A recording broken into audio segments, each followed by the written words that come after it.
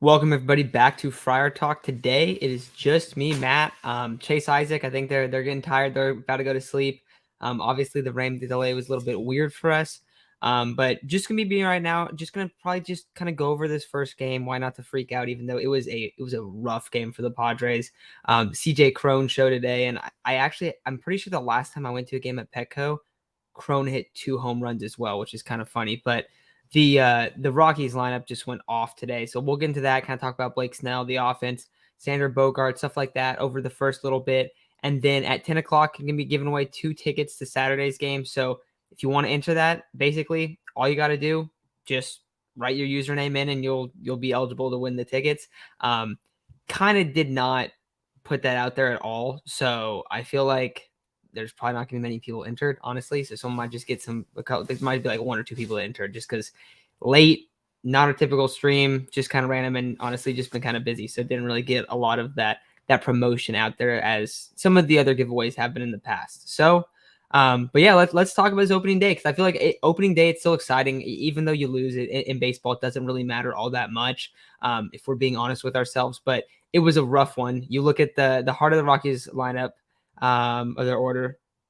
Chris Bryant, 3 hits. Charlie Blackmon, 3 hits. CJ Crone, 4 hits, and that includes 2 homers and 5 RBIs. And then Montero had 2 hits. So that's a difference in the game, really, right there. But even if you go before kind of the 5th inning, that it started to collapse with Snell and then Chris Matt. Chris Matt did not look good today.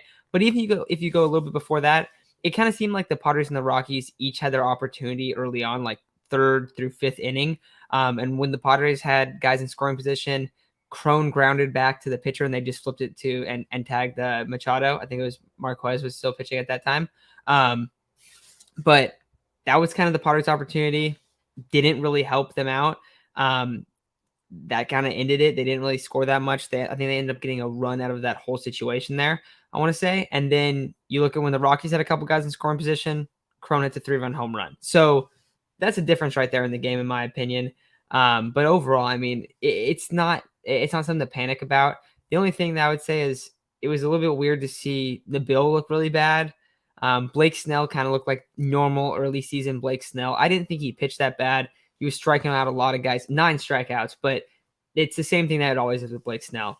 Okay, not really sure, like, start of the season, and you basically just see him kind of struggle to find a rhythm, I would say. And we saw that a lot in this one. So that was the typical thing that we saw. I see, is putting his name in the chat. Yeah, 17 hits for the Rockies. That's what John says right here. I mean, yeah, the Rockies were just hitting all night long. So I hope we don't see that throughout the rest of the series. I feel like maybe some of the Padres kind of question marks going into this year. I mean, you're not really going to talk about the lineup too much. Lineup's going to be fine. Xander Bogaerts, he looked amazing. But I think one of the big things with this team is, do we know if their pitching is going to be good enough early on, especially with no Darvish, no Musgrove? What does that look like? And it might be kind of rough. And I think that's okay. I think we've talked about that the Padres might be willing to trade for an arm at the deadline. And even then, like, usually Snell's going to be your 3 in this case. And we all know that Snell takes a while to get going. So it's not really anything to panic about. I just feel like this is like, if there is a way to kind of question how the Padres roster is built, this is probably the best way. So they're the best reason, I guess, to kind of question it. So we saw a little bit of that today, but I wouldn't be too surprised. I mean, the heart of the Rockies order is pretty good too. And they also consistently hit well against the Padres. Charlie Blackmon has just been insane throughout his career whenever he plays the Padres. So I wasn't really surprised to see that. But yeah, and then I got a comment here from Irie. Blake wasn't all that bad. He didn't get help defensively and should have been left to finish in the 5th. And then you take him out. Yeah, he wasn't going to have no home runs. He probably wasn't. And then, yeah, John says his stuff looked decent, just missed location. Yeah, he was just he was getting behind in counts, and usually that improves as the season goes on. I also was kind of wondering how that would look, just because with the pitch clock being implemented, I kind of wondered, okay, is this something that's going to help Snell maybe get ahead of the count a little bit better? We did not see that in this one, but I mean, you got a long season left, so I feel like Blake Snell struggling a little bit early on in the season. I mean, that's something we said each of the last 2 years, and it didn't really affect how he looked later on in the season, because later on in the season he dominated in both times. I think he won. I want to say he won 2 pitchers of the month. He might have only won 1, but either way, he has looked really good. later on. So I'm not super concerned about that. Xander Bogaerts, though, I thought Xander Bogaerts looked awesome. I mean, he had the assist uh, to Nola basically to get out at home. And then he had 3-hit performance, 2 doubles. I mean, he looks really good. And I feel like Xander Bogaerts, like, not that he's underrated or anything like that, but I feel like just the signing in general was looked at around the league as a very underrated signing, just because people didn't really want like freak out about that deal. It was like, oh yeah, Xander Bogaerts here, whatever. But like only because of what the Padres already had. Like Xander Bogaerts is a stud. Xander Bogaerts has been a real like one of the best players on the Red Sox for quite some time now. They won a World Series. They had some deep playoff runs, like, and he was in the heart of that through all of it. And he's been a great hitter. He's one of the better hitters in the league. So I think when he's a great, he hits the ball also all over the field, some gap to gap hitting, not necessarily a power guy, but like almost like I'm gonna say this because people are not gonna like this, but it's almost like what Hosmer was supposed to be as a hitter for this team. Like, and if you look at the way Preller's tried to build his team, like he usually tries to get a mix of like guys that can evenly like distribute the ball, can have a lot of like some opposite, not really opposite field power, but they can hit the ball to the opposite field and kind of spread it around, right? Well, I don't feel like I mean, I think we all know Hosmer's not able to do that because he kept grounding out. But for Bogaerts, like that's what they want from Bogaerts. They want him to be a good contact hitter. They don't need all the power from him. And like, yeah, he'll probably hit around 20 home runs a season, but he's not gonna put up some crazy numbers. And you also have that with Cronenworth. So I feel like that's kind of what Preller goes for in his lineups, where it's like a good mixture of that. And I think Bogaerts in this lineup, especially with Soto, Tatis, Machado, right? Like it's going to look really, really good when it's clicking and he's playing really well. And I think we're going to feel how impactful of a player he is. So I thought that it was cool, even though it's a rough game today. I mean, you could just tell he's going to be a stud. So if you're looking at positives, you're definitely going to feel that. Did you hear the Soto boos? They were loud. I heard a few of them. I didn't really notice like the situation, but it did get loud. I guess they asked Machado about the boos a while back, and he was like, "Yeah, boos aren't always a bad thing. Like it's just like kind of like your fan base being passionate, and sometimes like just how it is." I don't really think I don't really think it's like that players really get affected by it that much. Maybe there are some guys that do, but I feel like for the most part, people get it. Like it's just like you're just watching sports, like. So I don't really think people get all that upset in terms of the players. But it is funny to see that like when like the fan base is like so passionate and like excited and stuff all the time.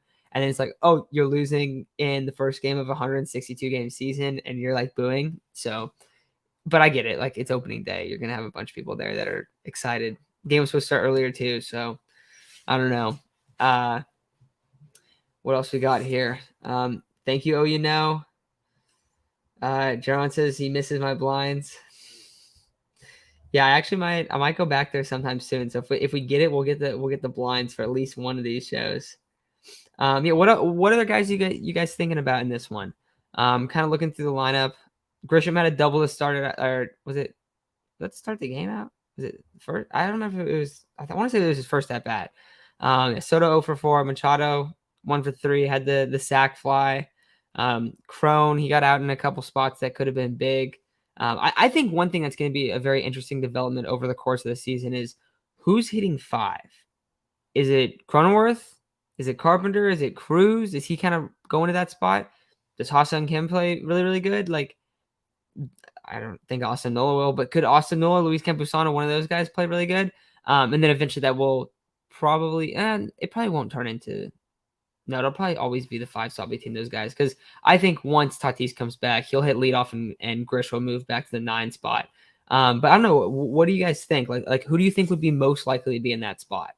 I don't know. I feel like probably Cronenworth for the most part. But after Cronenworth, I probably think, I don't know. I think they were hoping Carpenter does, but I feel like, I don't know. I feel like I'm banking on Nelson Cruz to have a better year than Carpenter, if we're being honest. So I don't know. I think probably that way. Then I see a couple other comments here. 161-1, don't trip, y'all. All right, Gil. Dahl's last at bat with 2 on, no outs, 2 count was awful.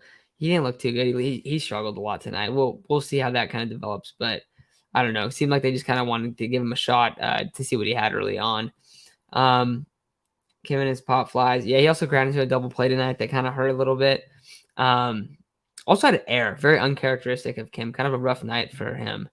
But I mean, rough night for the whole team, really. But so a couple minutes here. Okay, 2 more minutes. Right now, I told you guys there's not gonna be a lot of people coming in. People are probably gonna rewatch this one. But and Javon, those are the only people right now in the giveaway. So if anyone wants to join, you're gonna have a good shot. It's 2 tickets to Saturday's game. They're not that high. They're just my tickets that I have. So they're like 300 level, but still 2 tickets to a game. Ace, you got to hop in on this, man. Ace has almost won before. We got Sean in here. Tapia had some heat. Yeah, Tapia looked. He was really struggling. I was honestly feeling for him because you come into a game where it was the first pitch, I think, was a home run. And then I know it was 2 home runs within the first 6 pitches he threw. So I was happy that he got to settle down at least a little bit because that's just a rough way to start your year. And if you get pulled, to like 3 batters in the game and you start the season, it's like when you're playing MLB The Show and you're playing franchise mode and you rock the pitcher that starts out and then the guy's an infinite ERA or like a 50 ERA or something. And that's what it felt like was going to happen to Tapia. But let's see. What did he finish with? 2 innings, 2 earned runs. This doesn't look that bad. Chris Matt had a worse line. I mean, Chris Matt came in an inning, 2/3, allowed 4 hits, 2 earned runs, and only struck out 2. That's just pretty rough. Yeah, Blake Snell's line isn't even that bad, besides the fact that he didn't finish 5. If he would have finished 5 and not giving up all of his runs, no. 2 more of his runs came up in the 5. So if he could have finished that, I mean, and it might have ended with it could have been a totally different game. I don't know. I think we've learned do not pull Blake Snell. It just happens. All right. It just happens. Yeah, to join, I'm going to do this in a couple minutes here. To join the giveaway, you just got to type in your user into the chat. Right now, we only got a couple people. We got Jerron and we got So we basically got 2 people right now competing for this, which is funny. I said this earlier, but I did not. I did not really go out there to push this one, which is good for you guys. All right, we got Ace in there too. Oceanside asks, how do you feel about tomorrow? I mean, I don't think this Rockies lineup is that great outside of the heart of the lineup that went insane today. But if you can maybe just slow down Charlie Blackmon and CJ Cron whenever the Padres play the Rockies, I think that's basically the whole goal. I think the lineup will probably get going a little bit. We'll see a little bit more pop and excitement. It just felt like there were some big hits and it just didn't work, But Gill's in there. Jaren. It's Jaren. You've told me this before. Or I think you told Isaac one time. Yeah, Jaren. You've told me this before, or Isaac told me, and then he was like, I think that's how it is. And then we forgot. So it's been a long off season. I guess Jaren, you've been in the chats though. So okay, let's see. We got Ace in here. We got Irie in here. We got Gil, I think it was. Who else? How do we shit the bet on opening day? It wasn't that bad as when the Padres lost 15-0 to the Dodgers on opening day, which was like the worst opening day ever. Or there was also the balk off. That might have not been opening day. It might have been the opening day series, but I think it was opening day. There's been some bad moments for the Padres on opening day. So this one isn't that bad. I mean, last year you got walked off on. I would argue getting walked off on that way was more like heartbreaking, especially because we've seen this team have success. So we know they're going to be good now.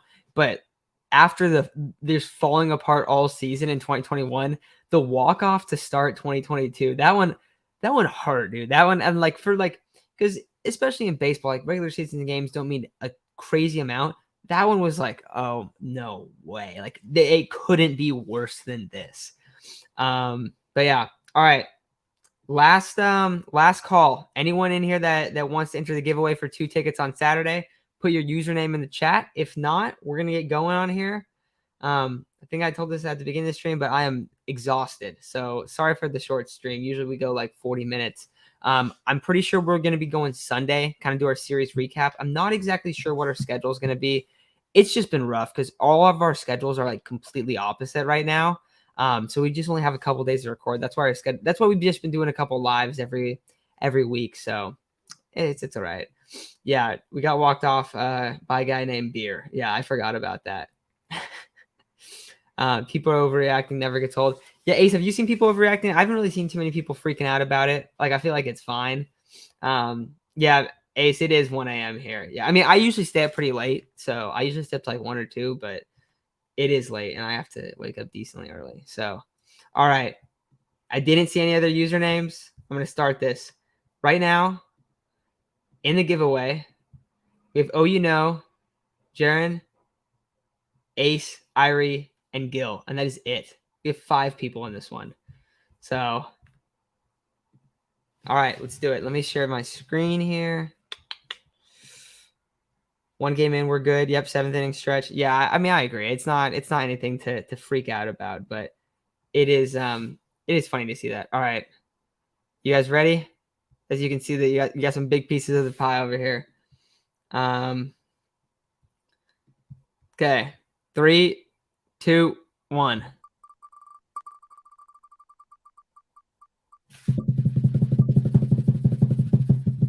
Oh, Ace is so close. All right. One of the longest time listeners.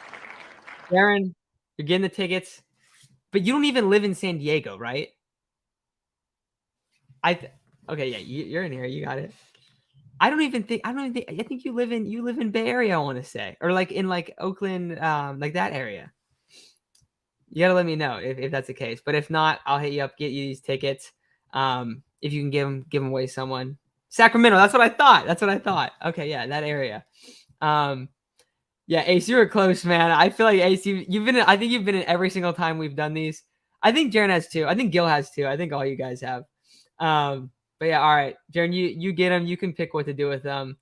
But yeah, any last thoughts on opening day from everyone listening? No, we got a little small stream going tonight. I know Born is probably doing his post game thing. We got a lot of people out there doing post game stuff, especially tonight. So got a lot of streams popping. The game, it's Saturday. Saturday at, I think, let's see it. I got it right here. Saturday at 5:40. Yeah. And yeah, that'll be good. I mean, that's an exciting game. Yeah, this Saturday. But yeah, I'm trying to think. I got a lot of comments here about this.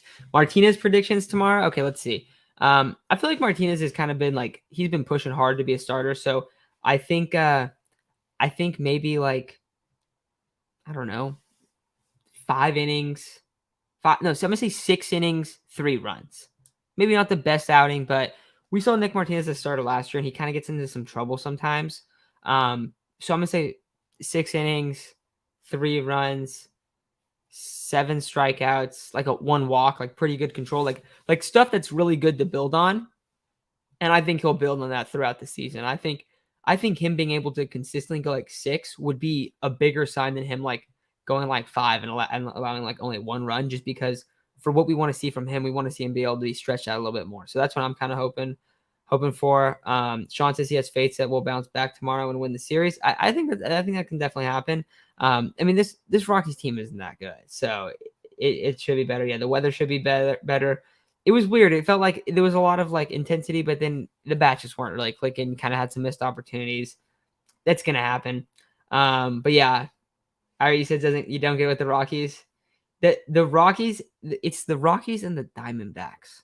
Like, I feel like the Padres have, at least throughout my life, like there are times when the Dodgers were ridiculous, but I always felt like for the most part, like Padres, when they play like the Giants, the Dodgers, they felt like, I don't know, I feel like they'd show up, not against the Rockies or the Diamondbacks. It is rough. But yeah. All right, guys, I'm going to go to sleep. I am super tired. Sorry for the short, kind of bad stream tonight, but I wanted to get those tickets out. So, Jaron, we will, you're getting those tickets. I'll DM you them on Twitter. I saw your chat up here, so just let me know if that's the case. But yeah. All right, guys, have a great night, And we will see you on Sunday with a legit stream on Sunday. So talk to y'all soon. Peace.